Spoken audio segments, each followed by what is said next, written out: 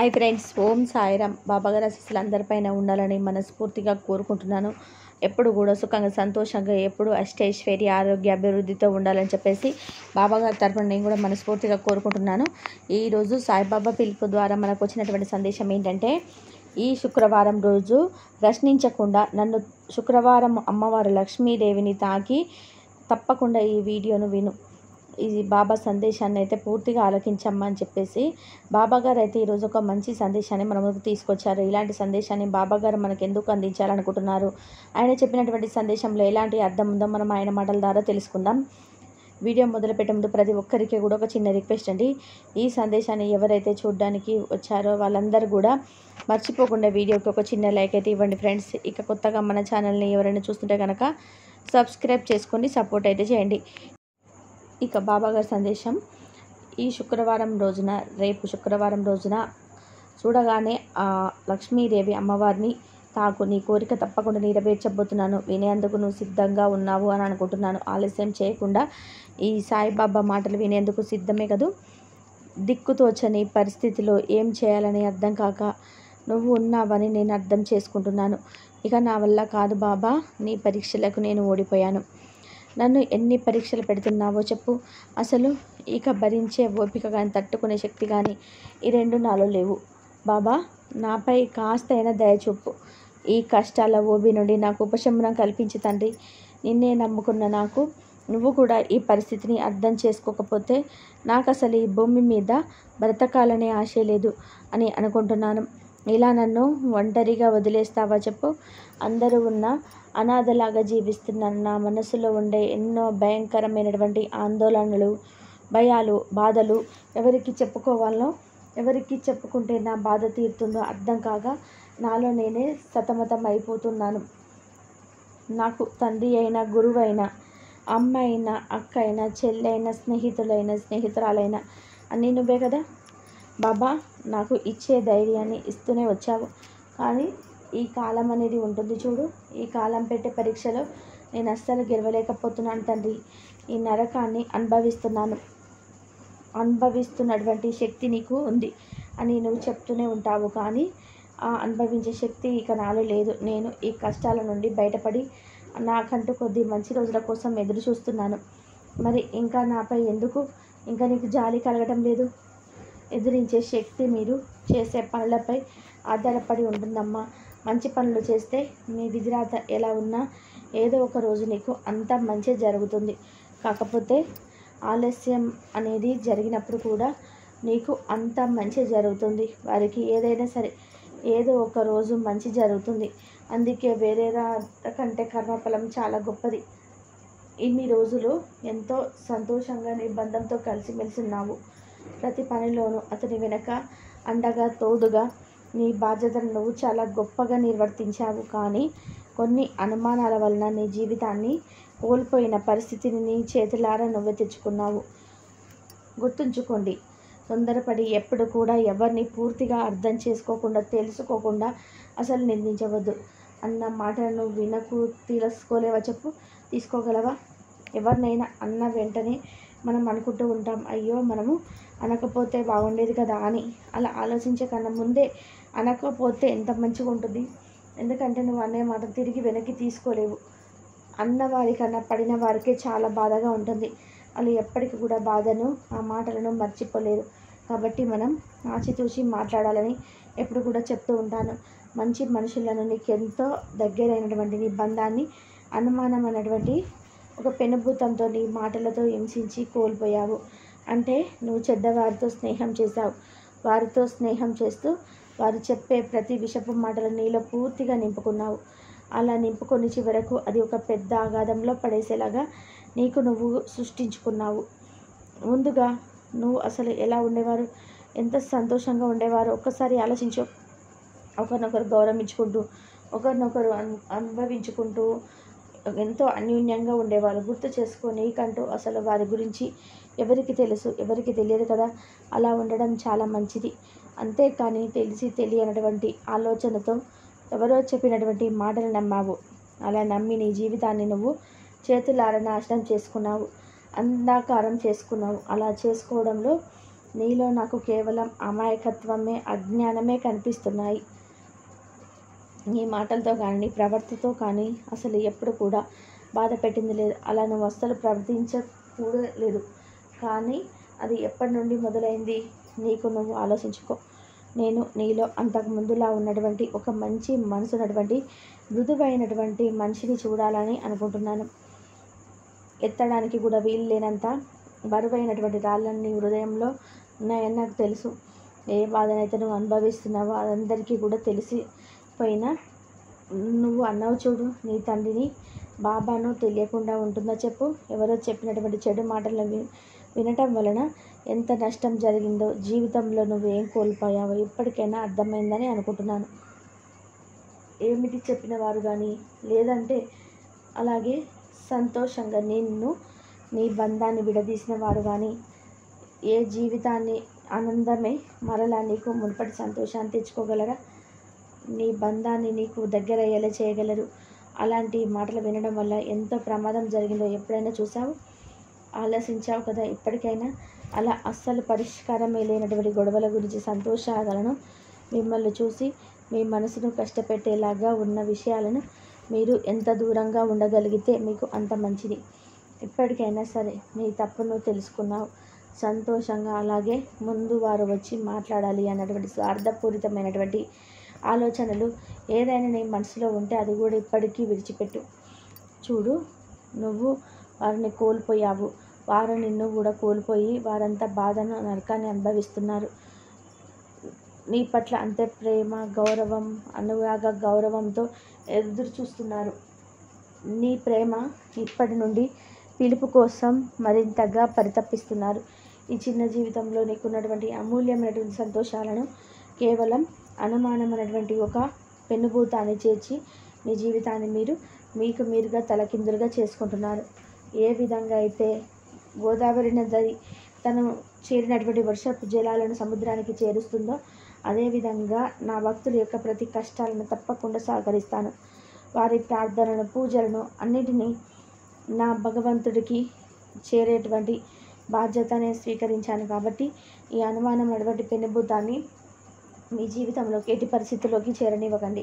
అలాగే మీ చుట్టూ ఉన్న వారు చెప్పేటువంటి మాటలను అన్నిటినీ కూడా గుడ్డిగా నమ్మేయకండి. అసలు వారెవరు? మీ జీవితంలోకి వచ్చి మీకు లేనిపోయినటువంటి విషయాలను చెప్తే మీరు నమ్మేస్తారా? ఏది మంచి ఏది చెడు అనేటువంటి ఆలోచనలు, జ్ఞానాన్ని మీకు భగవంతుడు అసలు ప్రసాదించలేదని అనుకుంటున్నారా? మీకు ఎంతో తెలివితేటల్ని, జ్ఞానాన్ని ఆయన ప్రసాదించే ఉంటారు కదా. దాని గురించి పూర్తిగా తెలుసుకోవాలి. తెలుసుకున్న తర్వాతే ఎదుటి వ్యక్తి ఎలాంటి స్వభావం కలవారు, ముందు రోజుల్లో ఎలా మీకు ఉండబోతున్నారు అన్నీ కూడా ఒకసారి ఆలోచించి దాని గురించి జాగ్రత్తగా మననం చేసుకొని అప్పుడు నిజాలు తెలుసుకోవాలి. తర్వాత నీకు ఏదైనా కానీ నిజంగా వారు హావి తలపెట్టాలని అనుకునే పనులు చేస్తే అప్పుడు మీరు దానికి తగినటువంటి చర్యను తీసుకోవాలి. కానీ ఎవరు ఏది చెప్తే అది నమ్మేసి మీకు మీరుగా మీ జీవితాన్ని అంధకారంలో నెట్టివేసుకొని ప్రయత్నం మాత్రం చేయకండి. ఉన్నటువంటి కొద్దిపాటి జీవితాన్ని ఆనందంగా గడపండి. ఎప్పుడు కూడా సంతోషంగా ఉండండి. ఎప్పుడు ఏది బాబాకు ఇవ్వాలో అప్పుడు ఈ బాబా ఖచ్చితంగా మీకు ఇచ్చే తీరుతాడు. నువ్వే పని చేసినా అది విజయం పొందేలాగా నీతో ప్రయత్నం చేస్తుంది ఎవరు? ఈ సాయి కదా. మరి అంతగా నీతో ఉన్నటువంటి నాకు మరి ఈ బాధలు, కష్టాలు ఎందుకు వచ్చాయి బాబా? ఒకవేళ ఈ బాధలు, కష్టాలు నా చింతకు వస్తున్నప్పుడు మరి నువ్వు చూస్తూ ఎందుకు అలా ఊరుకున్నావు? నేను నీతో ఉన్నంత మాత్రాన నువ్వు చేసే పనుల కొన్ని కర్మలను అనుభవించకుండా వెళ్ళిపోతాయా చెప్పు? అవన్నీ కూడా నువ్వు అనుభవించాలి కదమ్మా. నేను నీతో ఉండేది ఎందుకో తెలుసా? ఈ చెడు సమయంలో, నీ సమయం అంటే మీకు బాగా బాధ కలిగే, నాకంటూ ఎవరు లేరు, తోడు లేరనే ఆలోచన కానీ ఎటువంటి తప్పుడు నిర్ణయాలు కానీ తీసుకోకుండా నేను రక్షించేది మరెవరో కాదు, నీవు నమ్ముకున్నటువంటి ఈ సాయి. మరి నువ్వు మాత్రం నన్ను అర్థం చేసుకోకుండా కష్టాల నుండి, నీ సమస్యల నుండి విముక్తి కలిగించడం లేదని, నీకు అవసరమైనప్పుడల్లా సమకూర్చడం లేదని బాధపడుతూ ఈ విధంగా ఆలోచిస్తూ ఉండడం మంచిది కాదు. అసలు ఇంత కష్టకాలంలో కూడా నువ్వు ఈ రోజు వరకు ఎంత ధైర్యంగా నిలబడ్డావు అంటే అందుకు నా నుండి నీకు ఎన్నో సహకారాలు లభించాయని కాదంటావా? నువ్వు ఒకసారి ఆలోచించు. ఆ విషయం నీకు ఏదో ఒక రోజు తప్పకుండా గుర్తొస్తుంది. నీకున్నటువంటి ఎన్నో సమస్యల్లో ఈ పాటికి నువ్వు చిందరవందరగా చిక్కుకొని నరక యాతనకు గురయ్యేవాడివి. అయినప్పటికీ నేను నీకు ఎన్ని సహకారాలను ఎన్నో సహాయాలను అందించి ఏ ప్రయోజనం? కేవలం నీ సహాయాన్ని నువ్వు పొందినప్పుడు మాత్రమే నాపై నా బాబా నాకు సహాయం అందించాడనుకుంటారు. తర్వాత మళ్ళీ ఏదైనా సమస్య కానీ లేదంటే ఏదైనా చిన్నపాటి కష్టం వల్ల ఏమీ ఆలోచన పెట్టుకోకుండా బాబా ఎందుకు ఇలా చేస్తున్నావు, అసలు ఉన్నావా లేదా, నువ్వుంటే నాకు ఈ సమస్యలు కష్టాలు బాధలు నన్ను వ్యతిరేకంగా మాట్లాడతావు. మరి అటువంటప్పుడు నేను నీతో ఉన్నట్లా లేనట్ట నేనే గనక ఈ కర్మలని ఇప్పుడే నిన్ను తీసేసినట్లయితే నువ్వు వాటిని మరలా అనుభవించి తీరాల్సి వస్తుంది. ఏంటో తెలుసా, ఇన్ని రోజుల్లో నీకున్నటువంటి చెడు కర్మలన్నీ కూడా తీసేసి వాటి స్థానంలో చిరకాలం నుంచి స్థానాన్ని నీకు ఇద్దామని నేను ఎన్నో ప్రయత్నాలు చేస్తున్నాను. అందువల్ల జీవితంలో ఎంతో ఆనందంగా సంతోషంగా జీవిస్తావు. అదే కదా నేను ఆశపడుతున్నాను. అందుకోసమే కదా నేను కొన్ని రోజులు బాధపడినా పర్వాలేదని ఇలాంటి నిర్ణయాలు తీసుకోకుండా అలా చూస్తూ ఉన్నాను. అవి కూడా నేను ఎక్కువగా బాధించేలాగా కాకుండా కేవలం కష్టాలు సమస్యల వలన వచ్చి నేను పలకరించేలా చేస్తున్నాను. ఎందుకో చేయలేదు, ఎవరు ఇచ్చారో కోరుకోలేదు. ఎప్పుడు అందరు మంచి కోరుకొని అందరు బాగుండాలని అనుకుంటా. నీ మంచి మనసుకి ఈ జన్మలో నువ్వు చేసినటువంటి కొన్ని మంచి పనులకు చిరకాలం నువ్వు చేసినటువంటి కొన్ని చిన్న తప్పులన్నీ కూడా నీ పూర్వజన్మ కర్మలన్నీ కూడా అవన్నీ పూర్తిగా నుండి దూరం చేస్తున్నాను. అవి కూడా తొలగిపోయే సమయం వచ్చింది. నువ్వు భవిష్యత్ అంతా కూడా సంతోషమైన చేసుకోబోతున్నావు. కాబట్టి ఈ కాసిన్ని రోజులు ప్రశాంతంగా ఉండు. ఎలాంటి సమస్యలు వచ్చినా కూడా వాటి నుండి నువ్వు దూరంగా వెళ్ళిపోవద్దు. వాటిని చూసి కదా అవి నిన్ను తాకాలి అంటే ముందు ఈ బాబాను దాటుకొని నా దగ్గరకు రావాలి. అవి కేవలం నువ్వు అనిపిస్తున్నప్పటికీ కూడా అవి నేను ఏది కూడా చేయలేదు. నేను నీకు చెప్తున్నాను కదా, సమస్యలను కష్టాలను కేవలం నా వద్దకు వచ్చినవి కేవలం నా కోసమే కాకుండా నా చుట్టూ ఉన్న వారికి కూడా సహజమైనవని నువ్వు ఎప్పుడైతే అనుకుంటావో వాటిని నువ్వు అస్సలు పట్టించుకోలేవు.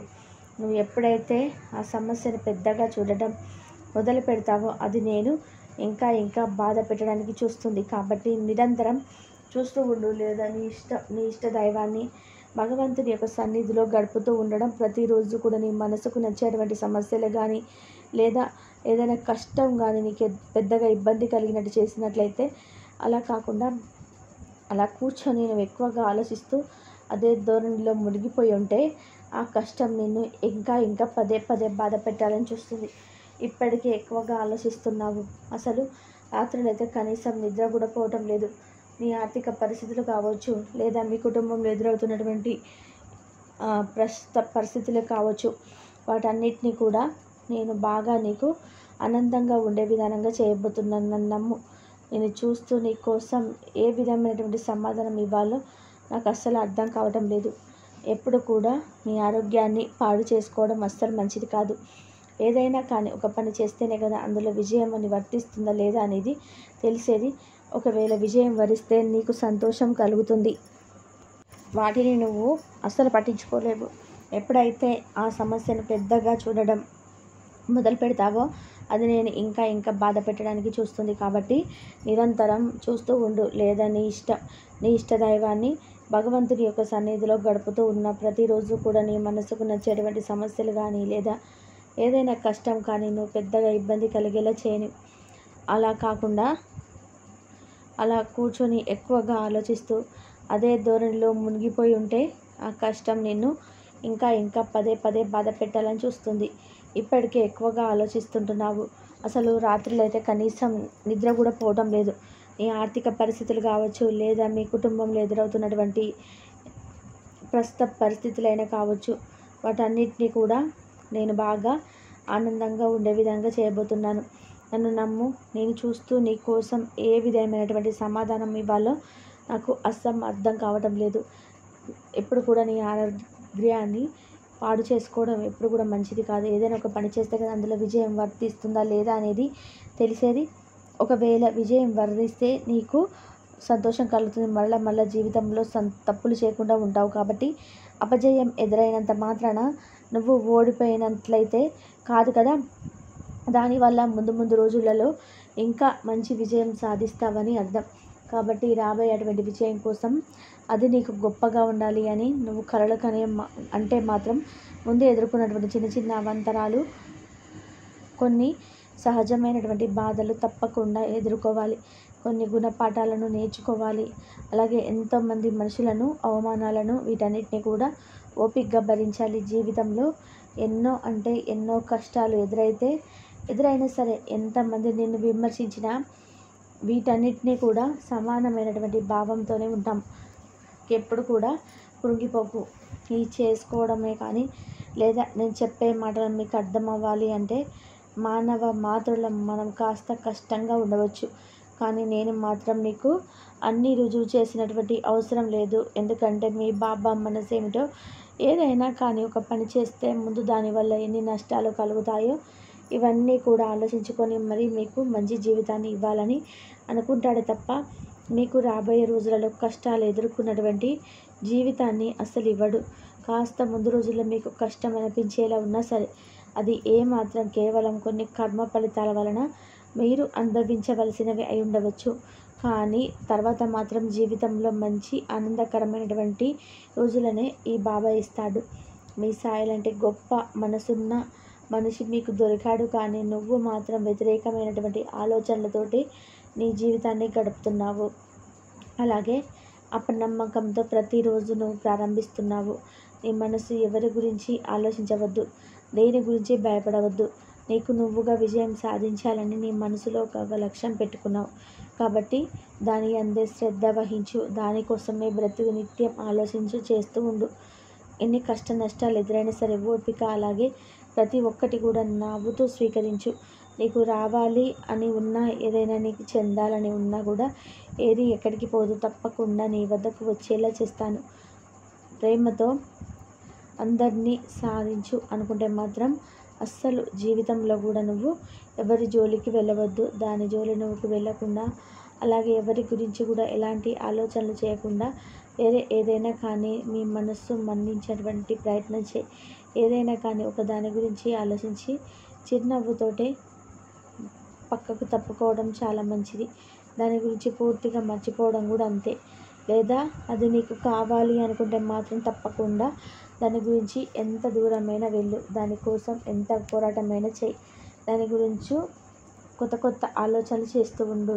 ఎవరైతే కించపరిచారో వారందరికీ కూడా నువ్వేంటో తెలియపరచడం, నీ వ్యక్తిత్వాన్ని నువ్వు చేసుకునేలా, నువ్వే ఆరోగ్యాన్ని పాడు చేసుకుని వారందరి ముందు దుఃఖంలో ఉంటే మాత్రం వారికి నువ్వే నీ చేతులారా అవకాశం ఇచ్చినట్లు అవుతావు. పనిని మొదట దైవంగా భావించి జీవితం అంతా కూడా సంతోషం అవుతుంది అన్నట్లుగా నిన్ను ఎగతాళి చేస్తూ చిరునవ్వులు చిందిస్తూ ఉండవచ్చు. గొప్పగా గౌరవంగా బ్రతుకుతున్న మాకే తక్కువ అని చెప్పేసి చాలామంది కూడా తప్పు చేసి కొంతమంది తల దించుకొని బ్రతుకుతుంటే నీతిగా నలుగురికి ఆదర్శప్రాయంగా బ్రతుకుతావు. అది నిజంగా చాలా గొప్ప వరం. అవకాశం అనేది ఈ చుట్టూ వచ్చి చేరుతుంది. వారి అవసరం తీరిపోయాక చూసావా, చేసినటువంటి మంచిని కూడా మర్చిపోయి నీకే కీడు తలపెట్టాలని నిన్ను కించపరుస్తూ ఆనందిస్తున్న వారందరికీ కూడా చూస్తూ నాకు నవ్వొస్తుంది. ఎందుకంటే రాబోయే రోజులలో వారికి కాలం అనేది గొప్ప గుణపాఠం చెప్పబోతుంది. అసలు ఏమాత్రం కూడా కాలం అనేది సహించదు. అలాగే ధర్మం అనేది ఎవరైతే నీతిగా నిజాయితీగా ఉంటారో వారి పక్షానే ఉంటుంది.